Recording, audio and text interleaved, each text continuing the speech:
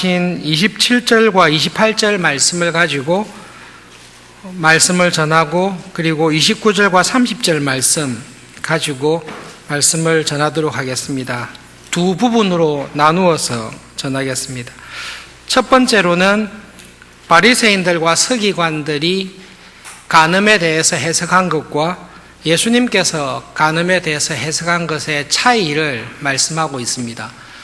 종교개혁 기념주일인데요, 그 당시 교회의 지도자들이었던 서기관들과 바리새인들이 하나님의 말씀을 가르치면서 하나님 보시기에 간음이란 이런 것이다 라고 가르친 것이 있습니다. 그런데 예수님께서 오셔서 지금 너희들의 종교 지도자들이 가르치고 있는, 지금 교회에서 가르치고 있는 하나님의 말씀에 관한 해석, 그것은 잘못된 것이고 틀린 것이다. 하나님께서는 율법을 통해 이렇게 말씀하신 것이다 라고 하나님의 말씀에 대한 근본적인 해석의 차이를 이야기하고 있습니다.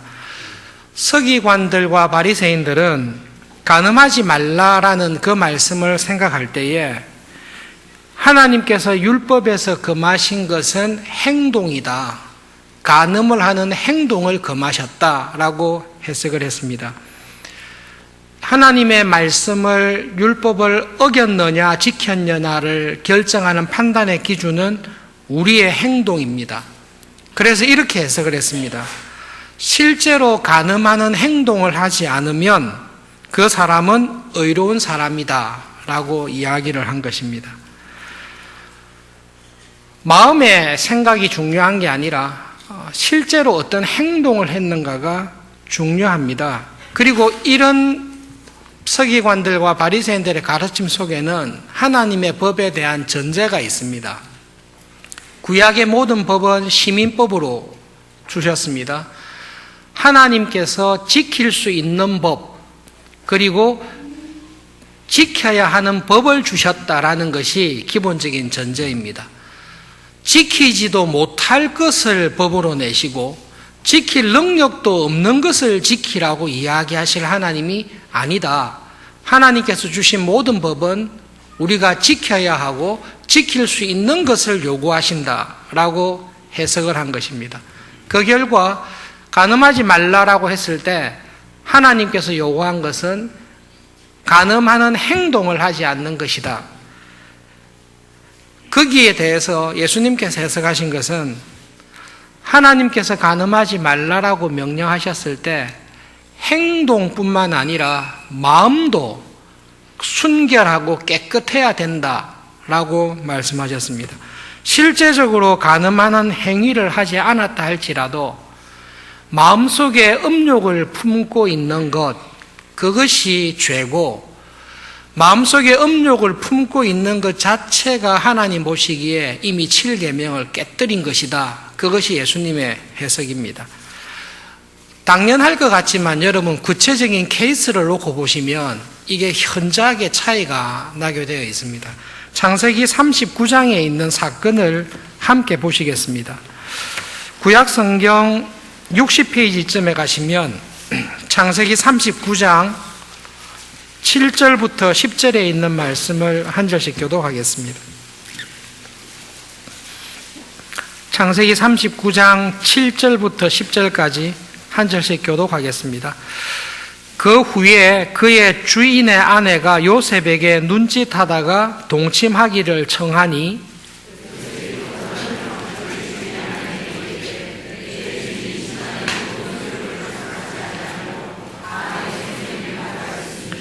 이 집에는 나보다 큰 이가 없으며 주인이 아무것도 내게 금하지 아니하였어도 금한 것은 당신뿐이니 당신은 그의 아내임이라.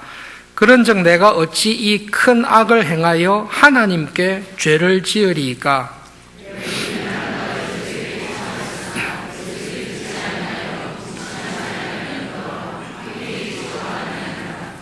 여러분 딱 이 사건만 놓고 보십시다. 7절부터 10절까지 있는 이 사건입니다. 질문이 이겁니다. 보디발의 아내는 간음을 했습니까? 간음하지 않았습니까? 지금 딱 이 사건을 놓고 봤을 때 보디발의 아내는 하나님 보시기에 간음한 여인, 간음죄를 범한 여인입니까? 간음죄를 범하지 않았습니까? 그게 질문입니다. 그렇게 물었을 때 바리새인들과 서기관들은 이렇게 판단할 것입니다.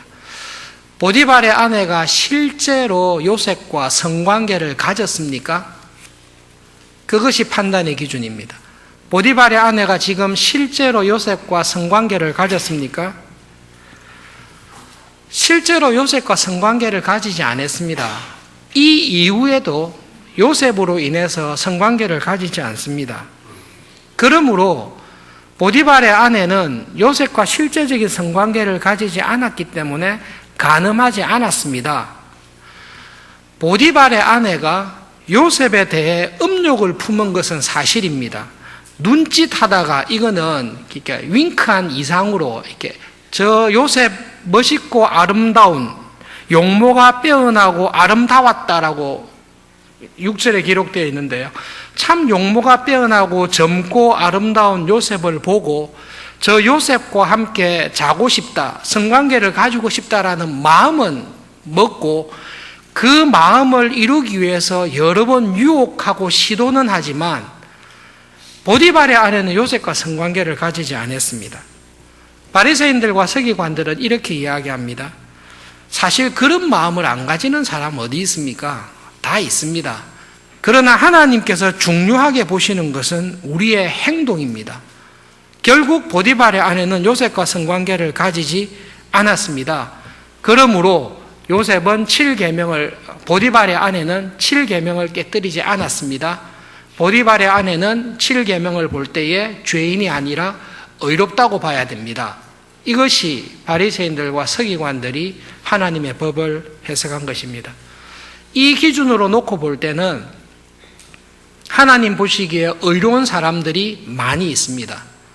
전직 탁월한 바리새인이었던 사도 바울이 자기의 삶을 돌아보면서 나도 바리새인들과 서기관들이 가르쳤던 그 당시 교회가 가르쳤던 의로움의 기준으로 볼 때는 하나님의 율법에 비추어서 완벽한 사람이었다.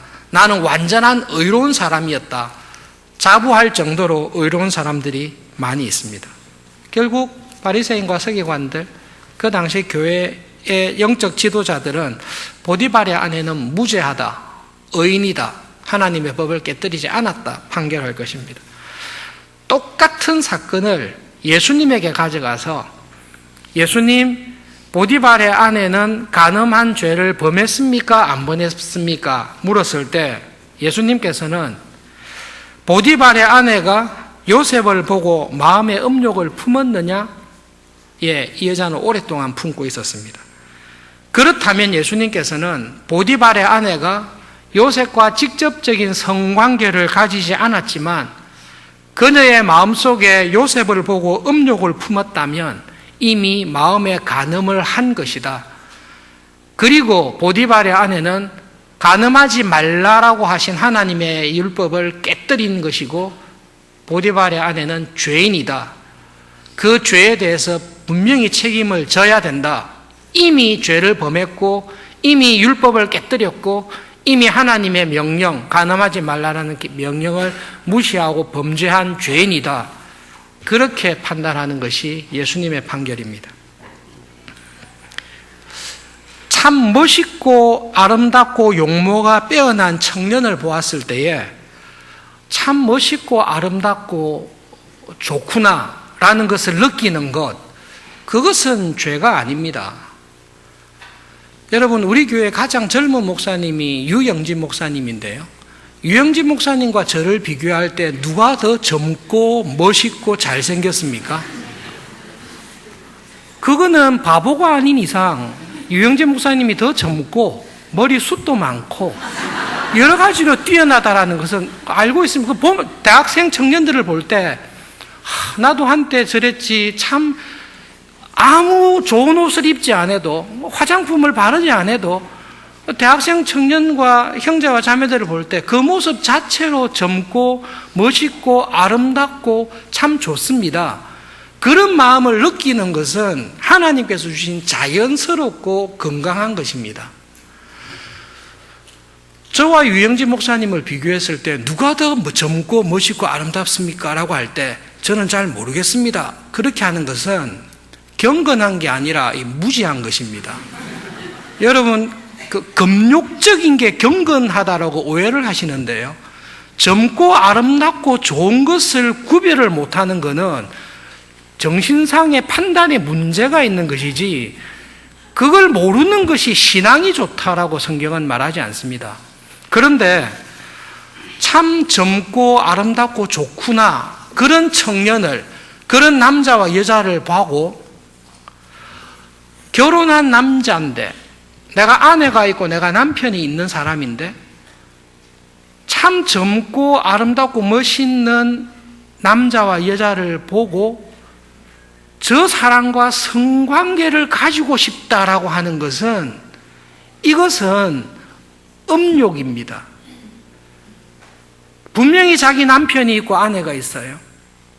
그럼에도 불구하고 자기가 보기에 젊고 멋있고 아름다운 남자나 여자를 봤을 때 저 사람과 성적인 관계를 가지고 함께 자고 싶다라는 것은 하나님께서 주신 마음이 아니라 타락하고 부패한 가운데 음욕을 품은 것입니다. 예수님께서 말씀하시는 것은 그것입니다. 남자나 여자를 보고 아, 참 젊고 멋있고 아름답구나라는 마음이 아니라 저 사람과 하나님이 금하신 합당하지 아니한 부도덕한 불의한 일을 행하고 싶다라는 마음을 먹은 것, 그 마음 자체가 부패하고 타락했고 그 마음 자체가 하나님 앞에서 정죄, 죄인이다, 죄를 범했다라는 판단을 받을 수밖에 없다라는 것이 예수님께서 하신 말씀입니다. 그래서 결국 예수님께서는 교회를 향해서, 우리를 향해서 이렇게 말씀하세요. 우리의 마음속에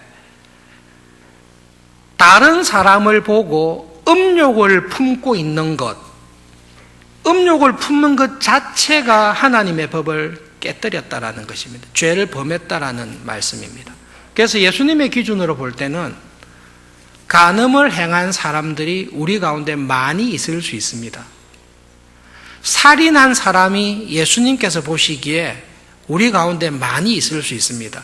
예수님께서는 저 사람이 정말로 밉다, 그런 마음을 품은 것 자체가 하나님 앞에서 살인한 것입니다. 사람이 하는 행동을 봤습니다. 저 사람이 참 잘못하고 있구나, 참 불의하고 있구나, 참 못됐구나, 악하구나, 그런 판단할 수 있습니다. 그런데 그것을 넘어서서 내 마음속에 미움과 증오가 딱 심겨져 와서 그 사람에 대해서 미워하는 마음이 식지 않습니다. 항상 가지고 있습니다. 그걸 품고 있습니다. 이미 살인한 것이라고 말씀하십니다. 그렇게 예수님께서 해석했을 때 예수님 시대뿐만 아니라 우리들도 예수님의 해석에 대해서 반발할 수 있습니다. 구약의 율법인데요, 구약의 모든 율법은 시민법으로 준 것입니다. 구약의 율법은 알다시피 시민법, 지켜야 될 시민법, 제사법, 도덕법 이렇게 나누어지는데요. 정말로 하나님께서 구약의 율법을 줄 때에 살인하거나 간음하는 행동만 금하신 것이 아니라 미워하는 마음, 음욕을 품은 마음까지도 하나님의 법을 어겼다라고 정말로 구약에서 그렇게 말을 했습니까? 그 반발이 있습니다. 하나님께서 모든 율법을 통해, 십계명을 통해 우리에게 이야기하신 것은 행동을 금하신 것이지, 행동이 나오기 전에 우리의 마음의 상태까지도 하나님께서는 포함해서 금하셨고, 마음을 그렇게 먹으면 그 마음 먹은 것 자체가 하나님의 법을 어겼다라고 정말로 하나님께서 구약에서 그렇게 이야기했습니까? 라는 반발이 있습니다. 그래서 예수님의 해석은 좀 지나친 해석이다. 원래 구약에서는 그렇게 요구하지 않았는데 예수님께서 오셔서 너무 무리하고 지나친 해석을 했다 라고 반발을 하는 경우가 있습니다. 거두절미하고 여러분 10계명 가운데 10번째 계명을 다 알고 계시죠? 10계명 가운데 10번째 계명이 무엇입니까? 내 이웃의 집을 탐내지 말라라는 말씀입니다. 신명기에서는 순서가 조금 바뀌었습니다. 내 이웃의 아내를 탐내지 말라 이야기하고 있습니다. 구약에 있는 모든 율법의 정수라고 할 수 있는 율법을 잘 드러내는 10계명 가운데 10번째 계명은 굉장히 독특합니다. 10번째 주신 계명은 우리에게 무엇을 금하는고 하면 탐하는 마음을 금하고 있습니다. 그리고 10번째 계명은 이 앞에 있는 모든 계명들을 다 연결하고 다 덮어버리는 계명입니다. 하나님께서 10계명을 특별히 직접 주시면서 너희는 마음속에 탐심을 품지 말라라고 이야기하세요. 이웃의 아내를 탐하는 마음, 이웃의 집을 탐하는 마음, 이웃의 집에 있는 훌륭한 어떤 재산, 종이나 가축이나 탐하는 마음을 먹지 말라. 만약 탐하는 마음을 먹는 것 자체가 하나님께서 원하지 않는 것이고 탐심을 품은 것 자체가 죄라고 이야기를 하고 있습니다. 하나님께서는 이미 구약에서 하나님께서 율법으로 주셨을 때 우리에게 요구하시는 것이 행동만 안 하는 것이 아니라 그 행동 이면에 있는 우리의 마음이 하나님 앞에서 깨끗하고 거룩하기를 요구하고 계십니다. 10번째 계명하고 7번째 계명하고 연결해서 보시면 그렇습니다. 당연히 간음하는 행위 하지 않아야 됩니다. 그러나 실제적으로 행동은 간음하지 않았다 할지라도 마음속에 이웃의 아내를 탐하는 하나님이 금하신 관계 속에서 음욕을 품고 있는 것 자체가 하나님은 죄라고 말씀하십니다. 예수님께서 10계명을 쭉 푸시면서 두 가지 계명을 딱 끄집어내셔서 대표로 이야기하셨어요. 하나님께서 율법에서 원하시는 것은 단순히 행동만이 아니다. 그 행동과 함께 그 행동의 뿌리가 되는 우리의 마음 자체가 하나님 보시기에 거룩하고 의로워야 하나님께서 받으실 만하다라고 말씀하고 계십니다. 여러분, 이런 내용들은 구약에 깊게 깔려 있습니다. 시편 51편 다윗의 회개 우리가 잘 알고 있습니다. 51편의 다윗은 이렇게 이야기합니다. 하나님은 제사를 기뻐하지 않습니다. 하나님께서 제사를 기뻐하셨으면 내가 번제와 제사를 드렸을 것입니다. 하나님께서 원하시는 제사는 상한 심령입니다. 하나님은 상하고 통회하는 마음을 찾으시고 그 상하고 통회하는 마음으로 드리는 제사를 원하십니다. 결국 19절에 다윗이 이렇게 고백합니다. 그렇게 할 때에 내가 내 죄에 대하여 상하고 통회하는 마음으로 하나님 앞에 나가 제사를 드릴 때에 하나님은 그 제사를 의롭다고 하시고 온전한 제사를 기쁘게 받으실 것입니다. 행동과 마음이 함께 가지 않으면 하나님께서 받지 않으십니다. 행동만 했다고 해서 마음이 따라오지 아니하면 하나님께서 그 사람을 의롭다라고 하지 않습니다. 제사가 딱 그렇습니다. 예배가 그렇습니다. 여러분, 우리 지금 다 예배 드리러 우리의 몸이 앉아 있습니다. 그런데 예배 시작할 때부터 내 마음이 온 데를 돌아다니고 있습니다. 내 마음 속에 나에게 구원의 은혜를 주시고 하나님의 자녀라는 복을 주셔서 믿음으로 살아갈 수 있는 은혜를 주신 하나님께 예배하고 싶은 마음, 이 하나님을 가장 사랑하며 살아가고 싶은 마음으로 예배를 드릴 때에 하나님께서 나의 예배를, 우리의 예배를 받으십니다. 그런데 몸은 여기 진짜 와 있어요. 시작할 때부터 생각은, 마음은 딴 데가 있습니다. 옆에 사람 보느라고 정신이 없고 미웠던 사람도 생각나고 아무런 생각이 없습니다. 그러다가 예배가 마쳤어요. 그 하나님께서 그렇게 드린 나의 예배를 받으십니까? 바리새인들은 이렇게 할 겁니다. 예배 시간에 오셨죠? 예배 순서에 다 참석했죠? 그럼 하나님께서 받으실 것입니다. 그렇게 이야기할 겁니다. 예수님께서는 예배 드리는 너의 마음이 하나님을 예배할 마음으로 하나님께서 받으시는 예배로 네가 들었느냐? 만약 그렇지 않으면 내가 드린 예배는 헛된 제사일 뿐이다. 하나님께서는 그런 예배를 받지 않는다. 그렇게 말씀하십니다. 이런 말씀은 선지자들이 이사야든 예레미야든 구약의 많은 선지자들이 일관되게 이야기한 내용입니다. 바리새인들과 서기관들의 기준으로 보면 하나님 보시기에 의인이 많이 있습니다. 한때 사도 바울이 자랑하고 잘못되게 알았듯이 나는 하나님의 율법에 의롭다라고 이야기할 사람이 많이 있습니다. 그러나 예수님께서 말씀하신 하나님의 율법의 기준으로 비추어 볼 때에 하나님 앞에서 의로운 사람은 한 사람도 없습니다. 의인은 없나니 하나님께서 요구하시는 뜻, 하나님의 법을 완전히 이루며 살아가는 의로운 사람은 한 사람도 없습니다. 그 어떤 사람도 하나님께서 요구하시는 의의 기준을 맞출 수 있었던 사람은 한 사람도 없습니다. 신앙생활이 깊어지면 깊어질수록 무엇을 알게 되는가 하면 내가 하나님 보시기에 결코 의롭지 않구나라는 것을 우리는 계속 확인할 수밖에 없습니다. 성경을 보면 볼수록 하나님의 뜻을 알아가면 알아갈수록 그리고 하나님에게 더 가까이 가면 갈수록 무엇이 확인되는가 하면 내가 가지고 있는 경건과 의로움과 믿음과 기도와 모든 것이 하나님이 요구하신 수준에 도무지 못 가구나라는 것을 우리는 끊임없이 확인하게 됩니다. 있어야 될 게 없어요.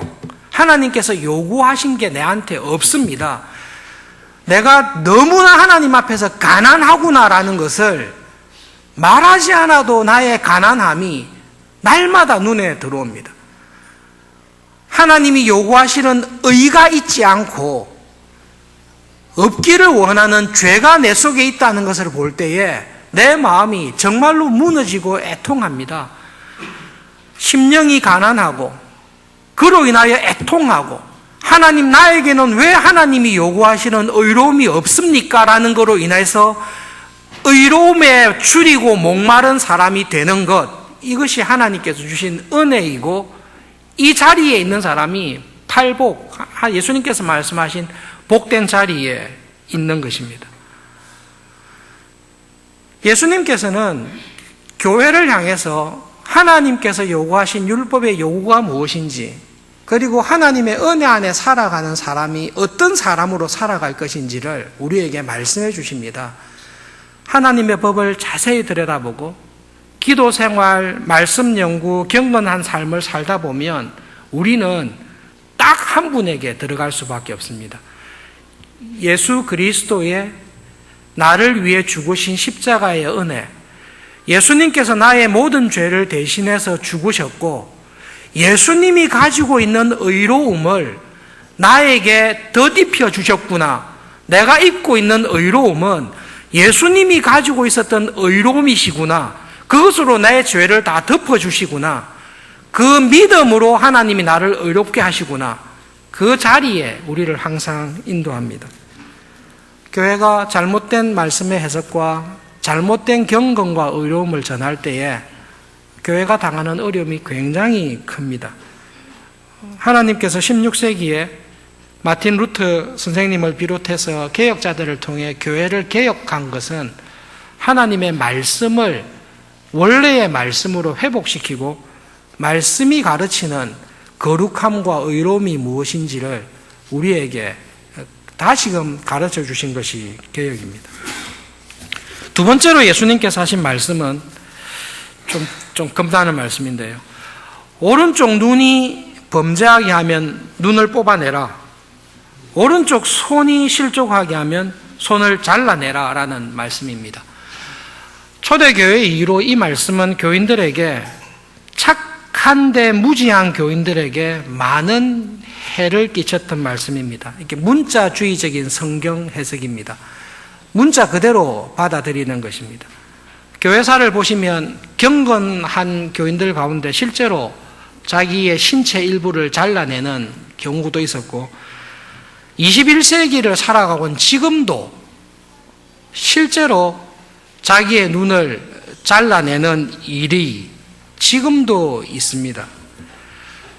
여러분, 성경을 읽고 해석하실 때 신학 배우실 필요 없이 그냥 상식적으로 생각해 보세요. 상식적이고 합리적인 게 하나님께서 우리에게 주신 일반 은총인데요. 상식적으로 생각해 보세요. 예수님께서 이 말씀하셨을 때 모든 교인들이 점점 불구가 되라, 이렇게 말씀하셨겠어요, 지금? 여기에 안 걸리는 교인이 어디 있어요? 이걸 문자 그대로 받으면 예수님을 믿는 교회의 교인들 중에 신앙생활 할수록 다 신체 일부가 없어지셔야 돼요. 하나씩 하나씩 없어지셔야 돼요. 예수님께서 그냥 다 불구가 되라, 이렇게 우리에게 말씀하십니까? 신학을 떠나서 그것은 말이 안 되는 해석입니다. 그리고 조금만 더 생각해 보세요. 너희의 오른쪽 눈이 범죄하면 오른쪽 눈을 뽑아내라, 그렇게 했거든요. 그러면 왼쪽 눈이 범죄하면 어떻게 해야 되죠? 왼쪽 눈을 뽑아내야 되죠. 그런데 범죄할 때 항상 오른쪽 눈만 뜨고 범죄하세요. 죄를 범할 때 왼쪽 눈을 딱 감고, 죄를 범할 때마다 왼쪽 눈을 항상 감고 오른쪽 눈으로 범죄하세요. 우리가 듣기도 우습잖아요. 그런데 왜 하나님의 말씀을 해석할 때 이걸 문자 그대로 받아서 신체의 일부를 자르거나 뽑아내거나 하는 엉뚱한 일을 하죠? 오른쪽 눈, 오른쪽 팔. 예수님께서 오른쪽 눈과 오른쪽 팔이라고 이야기했을 때는 어떤 의미로 썼다라고 생각하시면 맞는가 하면 너무너무 나에게 소중한 것입니다. 그리고 이건 내가 놓칠 수 없는 것입니다. 여러분 생각해 보세요. 지금 이게 눈이 있어서 이렇게 편안하게 다녔는데 내 눈을 뽑아낸다라고 할 때에 한쪽 눈을 잃었을 때에 오는 불편함은 감당할 수 없었을 것입니다. 오른쪽 팔, 예수님 시대에는 거의 다 왼손잡이는 별로 안 좋아했을 거니까 오른쪽 팔이 없다, 오른쪽 팔이 잘라졌다라고 했을 때는 이거는 상상을 못할 것입니다. 지금처럼 의족이나 이런 게 전혀 없는 상태에서 오른쪽 눈이 뽑히거나 오른쪽 팔이 잘린다는 것은 절대로 할 수 없는 일입니다. 나에게 너무 소중한 것입니다. 내가 놓칠 수 없는 것입니다. 이것은 내가 살아가는 동안에 내가 꼭 가지고 있어야 되고 이거는 뺏길 수 없는 것입니다. 그런데 내가 이것을 들고 있으면 이게 나를 범죄하게 하는 것입니다. 예수님의 말씀은 나에게 너무 소중하고 내가 이것을 놓칠 수는 절대로 없는데, 그런데 내가 이것을 가지고 있고 붙들고 있으면 있을수록 이것으로 말미암아 죄를 범하게 되는 것입니다.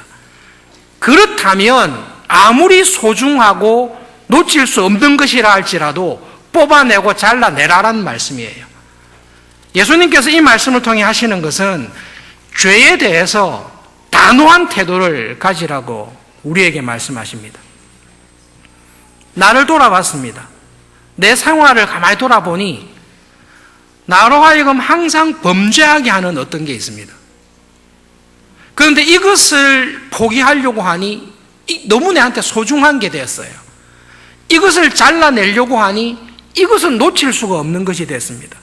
이걸 가지고 있는데 계속 나를 범죄하게 합니다. 그럴 때 예수님께서는 너로 하여금 범죄하게 만드는 것이 있으면 그것이 눈처럼 아무리 소중하고 오른팔과 같이 아무리 귀한 것이라 할지라도 범죄하게 한다면 잘라내라. 과감하게 잘라내고 뽑아버리고 없애버려라.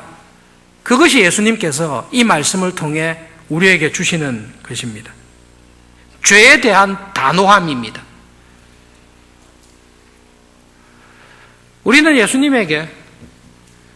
예수님은 죄 안 범하니까 눈 뽑을 일도 없고 손 자를 일도 없어서 그런 말 쉽게 하시지만, 우리에게는 이렇게 죄에 대해서 단호함을 요구하는 것은 너무 심하지 않습니까?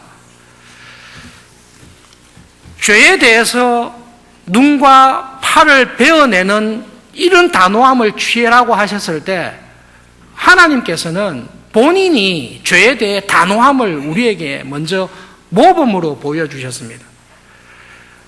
우리를 죄에서 건져내기 위해서, 우리를 죄에서 자유하게 하기 위해서는 하나님께서는 눈을 하나 뽑아내는 것, 팔을 하나 자르는 것으로 이 죄를 해결할 수 없다는 것을 아십니다.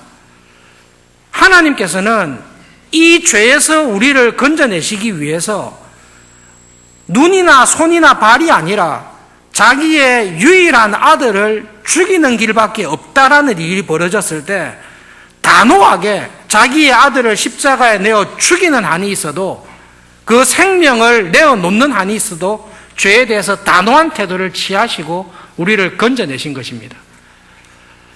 눈을 뽑아내라, 손을 잘라라고 하신 예수님께서 이 죄의 문제를 해결하기 위해서 내가 눈 하나, 손 하나를 주는 게 아니라, 내가 죽어야 된다면 나는 내 생명을 내어놓고서라도 죄에 대해서 이 죄를 근본적으로 해결하고 너희들을 건져야 되겠다. 십자가에서 자기의 생명을 내어놓으시고 우리에게 말씀하시는 것입니다.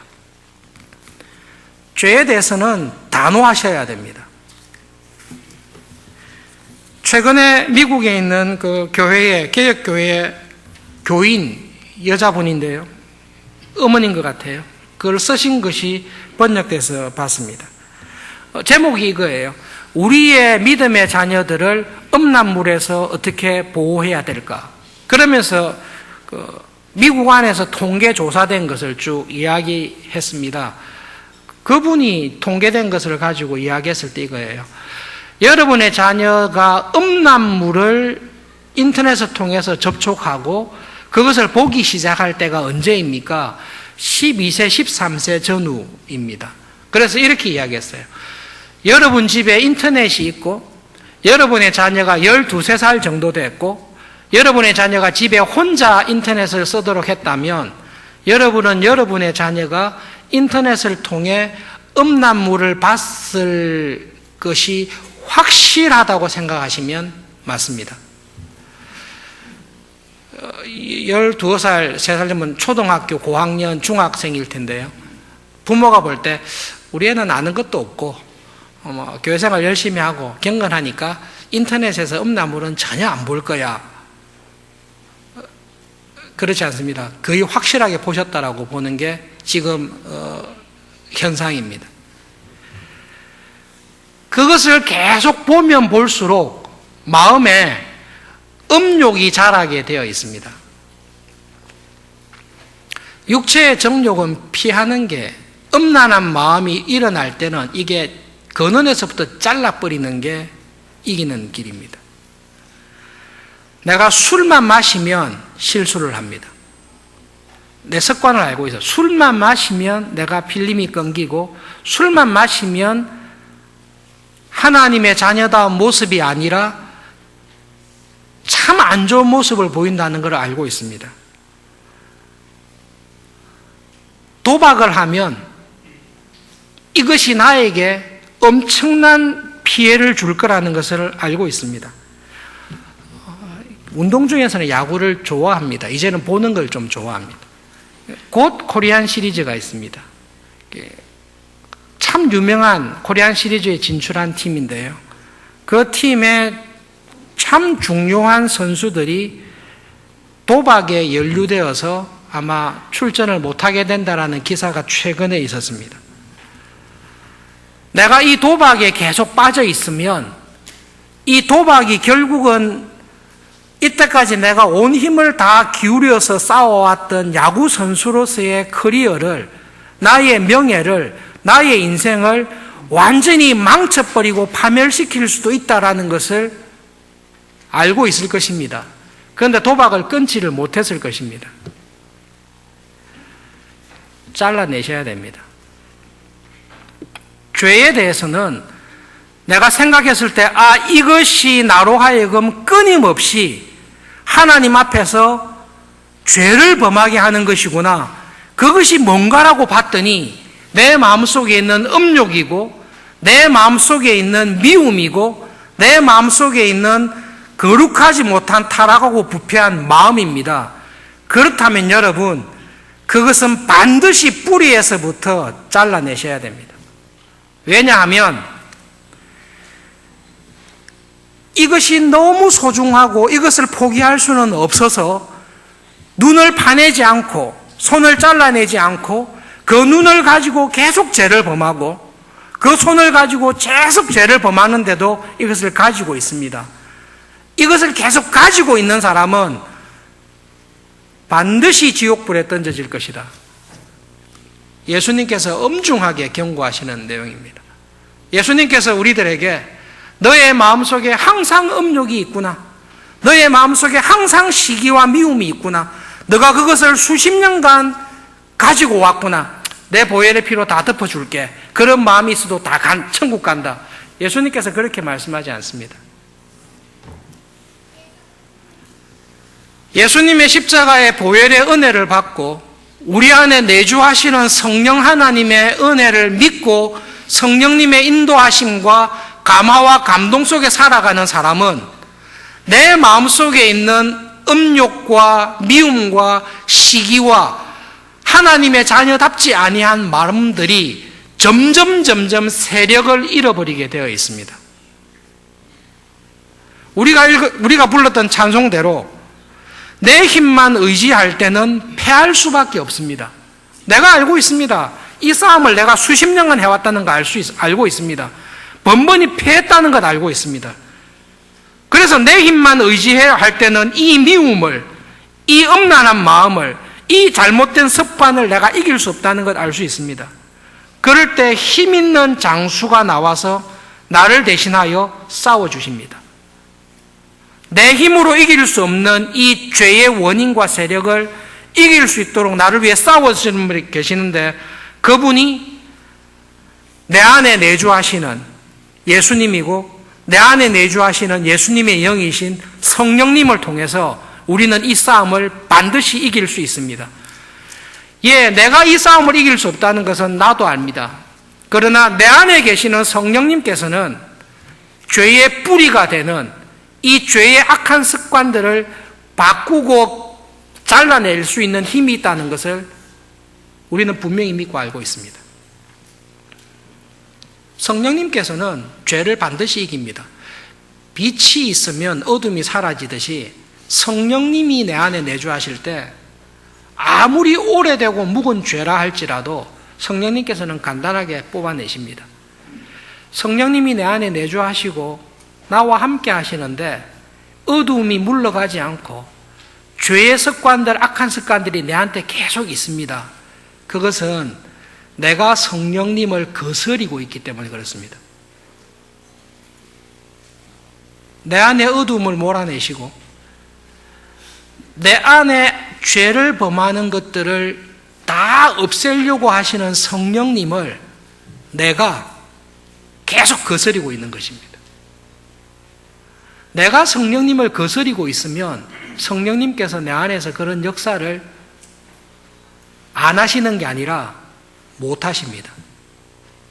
성령님께서 못 하십니다. 예수님께서는 우리들에게 너에게 정말로 소중한 것이 있느냐? 너가 정말로 놓칠 수 없는 것이 있느냐? 그런데 네가 그것으로 말미암아 하나님을 떠나가고 있고 네가 그것으로 말미암아 하나님의 마음을 성령님을 근심하게 하고 있고 그것으로 말미암아 네가 하나님의 형상으로 계속 변화되지 않게 하는 것이 있느냐?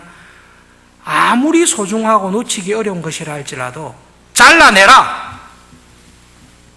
반드시 잘라내라. 우리에게 분명하게 경고하시고 잘라낼 수 있는 은혜를 주시겠다고 우리에게 말씀하십니다. 말씀을 기억하면서 한 가지 꼭 적용하겠습니다. 우리에게 안 좋은 것들은 다 잘라내셔야 됩니다. 그러나 종교개혁 기념주일과 하나님께서 주신 말씀을 볼 때에 여러분 앞으로 삶을 살아가실 때 내가 하는 행동, 내가 내리는 결정, 이 모든 행동과 결정을 하실 때 여러분 신앙은 아주 쉽습니다. 하나님 중심으로 하십시오. 그리고 성경 중심으로 하십시오. 하나님 중심으로 어떤 결정을 하시고 하나님의 말씀에 따라서 판단을 하시고 그렇게 살아가십시오. 그렇게 살아가다 보면 교회 중심으로 살아가시게 될 겁니다. 여러분이 참 중요한 고백이에요. 하나님 중심, 성경 중심, 그것은 교회 중심으로 살아가게 됩니다. 문자주의에 빠지지 말고 잘 들으십시오. 교회 가까이 사십시오. 이 문자주의 빠지지 마세요. 교회 가까이 사십시오. 집을 옮기거나 직장을 옮기거나 무엇을 할 때에 교회 가까이로 오십시오. 오늘 여러분이 이때까지 살아오는 삶을 한번 믿음의 눈으로 돌아보십시오. 믿음의 눈으로 쭉 돌아보셨을 때에 내가 이때까지 살아온 삶을 보니 내가 교회 가까이, 교회 중심으로 들어오는 삶을 살아왔는지 내 삶이 교회에서 점점 떠나고 있는 삶을 살아오고 있는지를 돌아보십시오. 교회 중심으로 살아가십시오. 교회 가까이에서 사십시오. 그것이 하나님 중심으로 믿음과 말씀 중심으로 살아가는 것과 함께 가게 되어 있습니다. 기도하겠습니다.